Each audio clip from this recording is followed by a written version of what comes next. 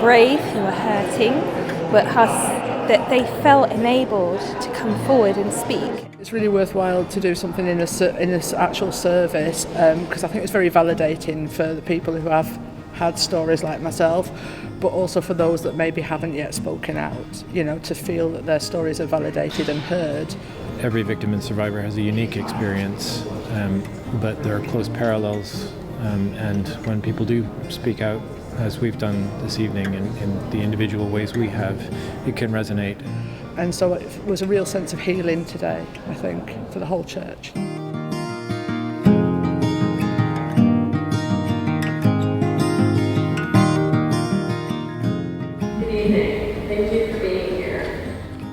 Been one of those moments when you realise that the great privilege of a cathedral is to be a place where these stories can be heard. We have so much to repent of as a church. The sorrow that I feel for the abuse that they have experienced and people continue to experience, and the effects of that, to hear it expressed this evening in such profoundly creative and beautiful and hopeful ways, not minimising the story, not minimising the pain, but expressing it within their faith and within the story of Christ and within the passion of Christ. It has been extraordinary for me, deeply humbling and deeply moving. It's a very moving and a very powerful service of prayer, and part of the power is that all of this has been organised by those who have suffered the most terrible betrayal, which is abuse in the context of the church. And it's been a powerful reflection for us all about our need to always care for those who are most vulnerable in society. The fact that the voices weren't just heard, but that the journey was led by those who've experienced abuse, I don't think we can underestimate how important that is, because it framed it. It said, this is what we want you to reflect upon. And it was fascinating in a really good way that the people who were most comfortable standing here today were the survivors. Those of us who felt most uncomfortable were those who were most used to standing here. That's a massive turning upside down of the narrative.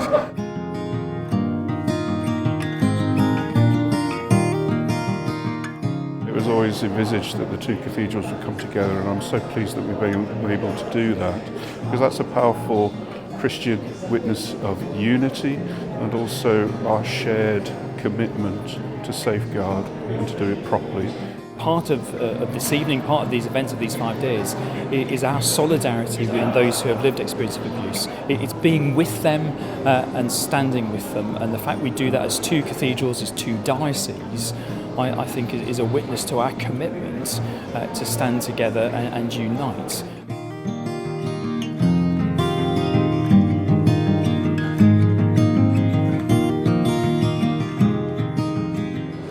Duty on each and every one of us to safeguard for all those who've suffered abuse.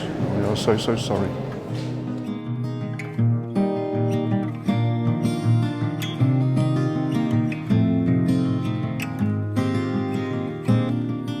Particularly from the point of view of somebody who's survived, betrayals of trust from within the church, seeing the church's leaders say in their actions and in their words that they're listening and that they understand and that they're committed to the changes that need to happen. That's tremendous.